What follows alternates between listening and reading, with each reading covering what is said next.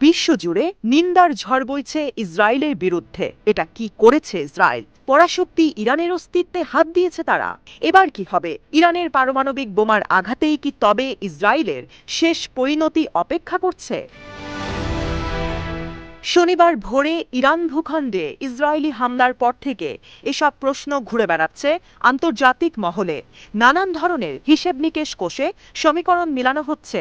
এবার কি তাহলে ইরান ইসরায়েলের সর্বাত্মক যুদ্ধ বেঁধেই গেল? তবে ইসরায়েলের হামলার তেমন কোনো প্রভাবই পড়েনি ইরানে। কেবল ডজন খানেক যুদ্ধবিমান, গোয়েন্দা বিমান ও রিফুয়েলার নিয়ে ইরানে হামলা চালিয়েছে ইসরায়েল। তেহরান, খুজেস্তান ও ইলাম প্রদেশের সামরিক ঘাঁটি লক্ষ্য করে চালানো হয় এই হামলা। 3 ধাপের হামলার লক্ষ্যবস্তু ছিল ইরানের ক্ষেপণাস্ত্র প্রোডাকশন ও এয়ার ডিফেন্স সিস্টেম। যদিও ইসরায়েলের ছোড়া প্রতিটি গোলা আকাশেই ধ্বংস করেছে ইরানের ডিফেন্স ফোর্স। ইসরায়েলের এ হামলার পর মধ্যপ্রাচ্য সহ যুক্তরাষ্ট্র ও যুক্তরাজ্যে উদ্বেগ ছড়িয়ে পড়েছে। সৌদি আরব ইরানে আগ্রাসনের বিরুদ্ধে তীব্র নিন্দা জানিয়েছে। সেই সঙ্গে দুই পক্ষকেই ধৈর্য ধারণের আহ্বান জানিয়েছে। একই সাথে আন্তর্জাতিক সম্প্রদায়ের দৃষ্টি আকর্ষণ করেছে দ্রুতই যেন এই সংঘাতের মীমাংসা করা হয়, অন্যথায় মধ্যপ্রাচ্যের সংঘাতের আগুন ছড়িয়ে যাবে গোটা বিশ্বে।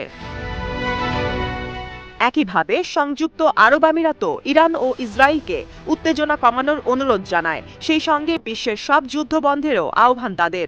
পারস্য উপসাগরের আরেক দেশ ওমানও ইরানের ওপর আগ্রাসনকে তাদের সার্বভৌমত্বের স্পষ্ট লঙ্ঘন এবং আন্তর্জাতিক আইনের স্পষ্ট লঙ্ঘন বলে দৃঢ়ভাবে নিন্দা জানিয়েছে।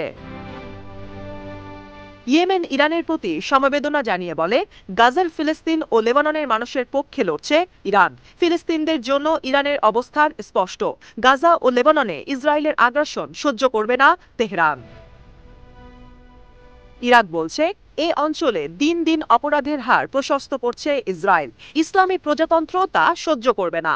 নিন্দা জানিয়েছে সিরিয়া, কাতার ও জর্ডানও। জর্ডান বলছে, আন্তর্জাতিক আইন লঙ্ঘন করেছে ইসরায়েল। এছাড়া জর্ডানের আকাশসীমা ব্যবহার করে কেউ ইরানে হামলা করতে পারবে না বলেও সাফ জানিয়ে দিয়েছে আম্মান।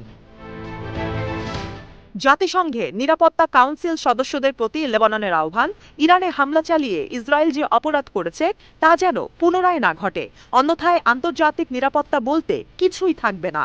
এছাড়াও এশিয়ার পক্ষ থেকে নিন্দা জানিয়েছে মালয়েশিয়া ও পাকিস্তান।